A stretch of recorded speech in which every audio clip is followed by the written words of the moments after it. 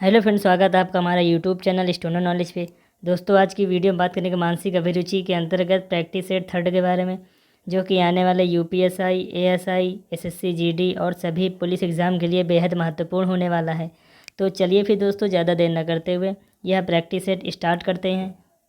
सबसे पहला क्वेश्चन इस पर दोस्तों कह रहा है कि निम्नलिखित में से लैंगिक समानता का सिद्धांत भारतीय संविधान में कहाँ उपबंधित है। लैंगिक समानता के सिद्धांत भारतीय संविधान में कहाँ उपबंधित है?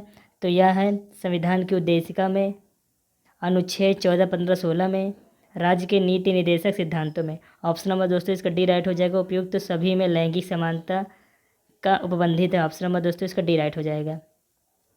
अगले क्वेश्चन में चलते हैं दोस्तों। अगला क्वेश्चन कह रहे हैं कि महिलाओं को 33% आरक्षण संसद व विधानसभाओं में देने का विचाराधीन प्रस्ताव संविधान के किस संशोधन द्वारा किया गया था।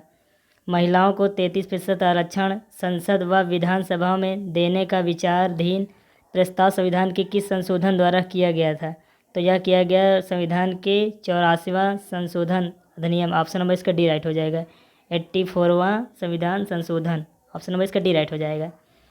अगले क्वेश्चन में चलते हैं दोस्तों। अगला क्वेश्चन कह रहा है निम्नलिखित में से अश्लील पुस्तकों की बिक्री, अश्लील कार्य और गाने आदि को भारतीय दंड विधान के किस धारा में दंडनीय बनाया गया है।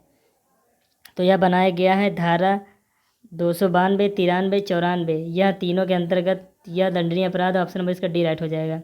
क्वेश्चन कह रहे हैं कि निम्नलिखित में से अश्लील पुस्तकों की बिक्री, अश्लील कार्य, गाने आदि का भारतीय दंड के किस धारा में दंडनीय बनाया गया है। तो यह बनाया गया 292, 93, 94। ऑप्शन नंबर दोस्तों इसका डी राइट हो जाएगा इन सभी में। अगला क्वेश्चन है कि यदि एक महिला को अपने पति से विवाह विच्छेद हो चुका है तो क्या वह अपने पति के भरण पोषण व्यय धारा 125 के अंतर्गत पा सकती है। तो दोस्तों हाँ, बिल्कुल, यदि उसने दूसरा विवाह न किया हो। क्वेश्चन करें कि यदि एक महिला अपने पति का विवाह विच्छेद हो चुका हो तो क्या वह पति का भरण पोषण व्यय धारा 125 के अंतर्गत पा सकती है। तो बिल्कुल पा सकती है, यदि पति का दूसरा विवाह ना किया हो। ऑप्शन नंबर दोस्तों इसका ए राइट हो जाएगा। अगले क्वेश्चन में चलते हैं। अगला क्वेश्चन कह रहा है निम्नलिखित में से कन्या भ्रूण हत्या के अपराध की रोकथाम के लिए सबसे ठोस उपाय कौन सा है। क्वेश्चन कह रहे हैं कि कन्या भ्रूण हत्या के अपराध की रोकथाम के लिए सबसे ठोस उपाय क्या है। तो इसका ठोस उपाय है कि जो दोषी होते हैं उनको आजीवन कारावास का दंड देना चाहिए। ऑप्शन नंबर दोस्तों इसकी डी राइट हो जाएगा। कन्या भ्रूण हत्या दोषियों को आजीवन कारावास देना चाहिए। ऑप्शन नंबर दोस्तों इसका डी राइट हो जाएगा। अगला क्वेश्चन है कि जेंडर का अंतर किस प्रक्रिया से निर्धारित होता है। जेंडर का अंतर किस प्रतिक्रिया से निर्धारित होता है। तो यह होता है जीव वैज्ञानिक प्रक्रिया से। ऑप्शन नंबर दोस्तों इसका डी राइट हो जाएगा। अगले क्वेश्चन में चलते हैं दोस्तों। अगला क्वेश्चन कह रहे हैं कि लैंगिक संवेदनशीलता का संबंध किससे है। लैंगिक संवेदनशीलता का संबंध किससे है। तो यह स्त्री के प्रति व्यवहार से। ऑप्शन नंबर दोस्तों इसका ए राइट हो जाएगा। अगले क्वेश्चन पे चलते हैं। अगला क्वेश्चन कह रहे हैं कि लैंगिक संवेदनशीलता के मुद्दे पर संयुक्त राष्ट्र ने कब विचार किया। लैंगिक संवेदनशीलता के मुद्दे पर संयुक्त राष्ट्र ने कब विचार किया। तो संयुक्त राष्ट्र ने 1993 पर विचार किया। ऑप्शन नंबर दोस्तों इसका ए राइट हो जाएगा।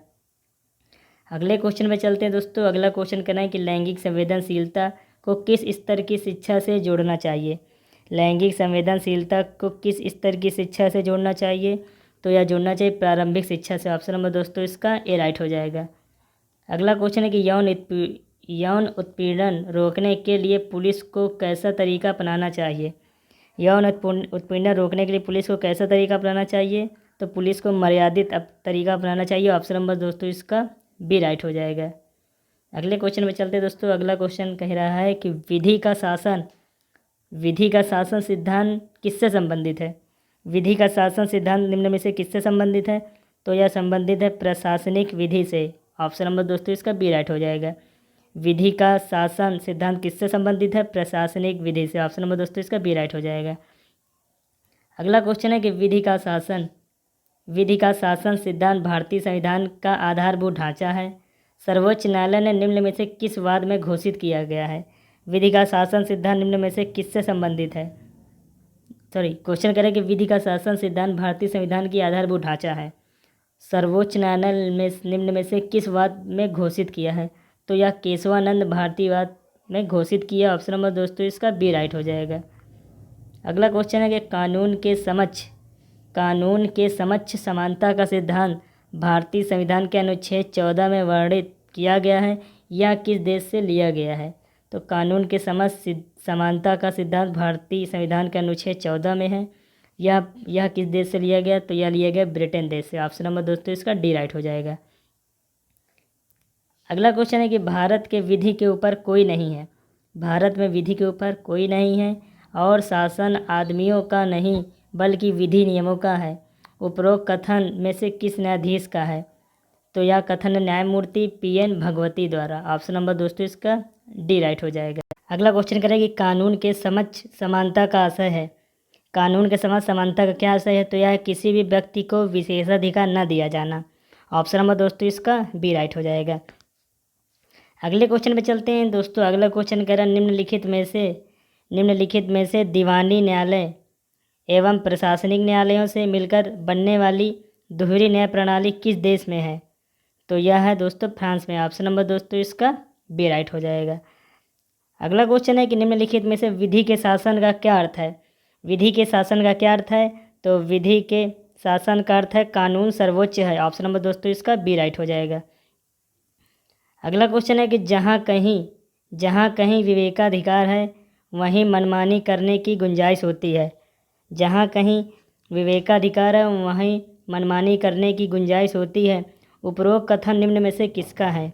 उपरोक्त कथन निम्न में से किसका है? तो यह है प्रोफेसर डायसी का। ऑप्शन नंबर दोस्तों इसका बी राइट हो जाएगा। अगला क्वेश्चन है कि निम्नलिखित में से जानने का अधिकार क्या है? निम्नलिखित में से जानने का अधिकार क्या है? तो यह है एक मूल अधिकार। जानने का अधिकार एक मूल अधिकार है। ऑप्शन नंबर दोस्तों इसका सी राइट हो जाएगा। अगले क्वेश्चन पे चलते हैं। अगला क्वेश्चन कह रहा है कि यदि नगर पालिका नगर की सफाई नहीं कराती है तो निम्नलिखित में से उसके विरुद्ध कौन सी रिट जारी की जा सकती है?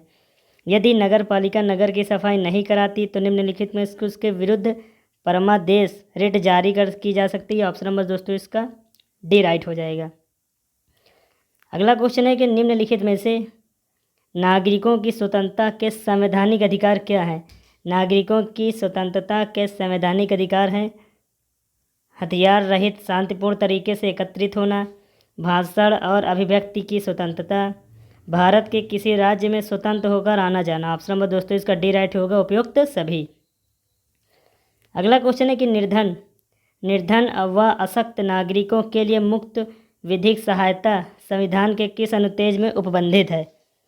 निर्धन व अशक्त नागरिकों के लिए मुक्त विधिक सहायता संविधान के किस अनुच्छेद में उपबंधित है?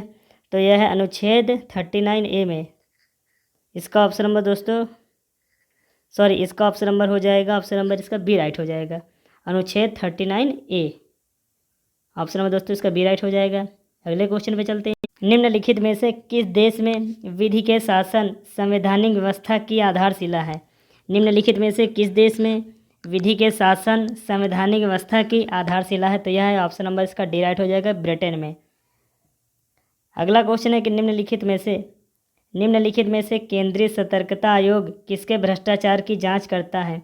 केंद्रीय सतर्कता आयोग किसके भ्रष्टाचार की जांच करता है? तो यह करता है सरकारी कर्मचारियों की।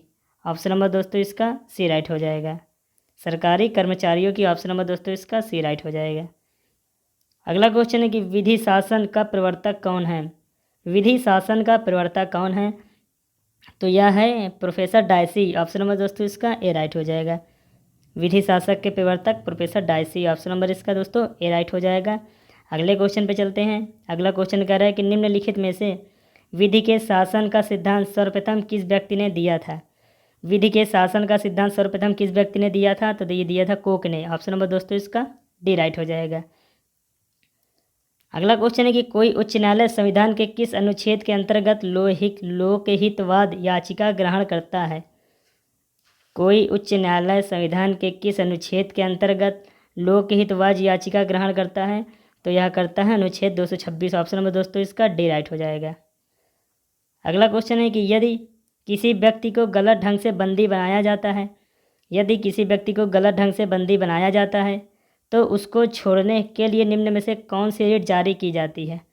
तो उसे छोड़ने के लिए निम्न में से कौन सी कौन सी रिट जारी की जाती है? तो यह की जाती है बंदी प्रत्यक्षीकरण। ऑप्शन नंबर दोस्तों इसका सी राइट हो जाएगा। क्वेश्चन दोस्तों कह रहा है कि यदि किसी व्यक्ति को गलत ढंग से बंदी बनाया जाता है तो उसको छोड़ने के लिए निम्न में से कौन सी रिट जारी की जा सकती है? तो रिट है बंदी प्रत्यक्षीकरण। ऑप्शन नंबर दोस्तों इसका सी राइट हो जाएगा। अगला क्वेश्चन है कि नैसर्गिक न्याय की उत्पत्ति मुख्यतः कैसी होती है? नैसर्गिक न्याय की उत्पत्ति मुख्यतः न्यायाधीश निर्मित विधि से होती है। ऑप्शन नंबर दोस्तों इसका डी राइट हो जाएगा।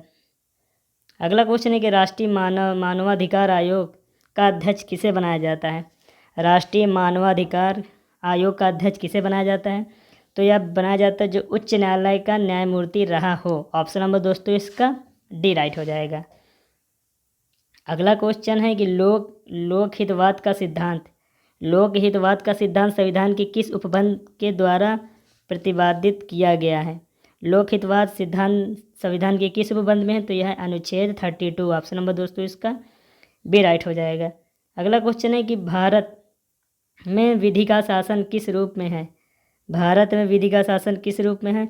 तो यह है संवैधानिक रूप में। ऑप्शन नंबर दोस्तों इसका ए राइट हो जाएगा। अगला क्वेश्चन है कि किस प्रकार के समाज में विधि के शासन की ज़रूरत महसूस होती है? किस प्रकार के समाज में विधि के शासन की ज़रूरत महसूस होती है? तो यह है विभेदकारी। ऑप्शन नंबर दोस्तों इसका ए राइट हो जाएगा। अगला क्वेश्चन है कि भारतीय संविधान ने विधि का शासन को कैसा अधिकार माना है? भारतीय संविधान ने विधि के शासन को कैसा अधिकार माना है? तो यह मूल अधिकार माना। ऑप्शन नंबर दोस्तों इसका ए राइट हो जाएगा। और दोस्तों आज का सबसे लास्ट क्वेश्चन, आज की वीडियो का लास्ट क्वेश्चन है कि विधि का शासन किसके प्रभावी होने पर लागू हो सकता है? विधि का शासन किसके प्रभावी होने पर लागू हो सकता है? तो यह है न्यायालय द्वारा, प्रशासन द्वारा, पुलिस द्वारा, यह तीनों द्वारा विधि का शासन लागू हो सकता है। दोस्तों इसका ऑप्शन नंबर डी हो जाएगा, ये सभी। दोस्तों अगर आपको हमारी वीडियो अच्छी लगी हो तो लाइक करिए और वीडियो को शेयर करिए ताकि लोग ज़्यादा से ज़्यादा हमारी यह वीडियो देख सकें, और चैनल को सब्सक्राइब करना बिल्कुल भी मत भूलिएगा। So thank you very much दोस्तों।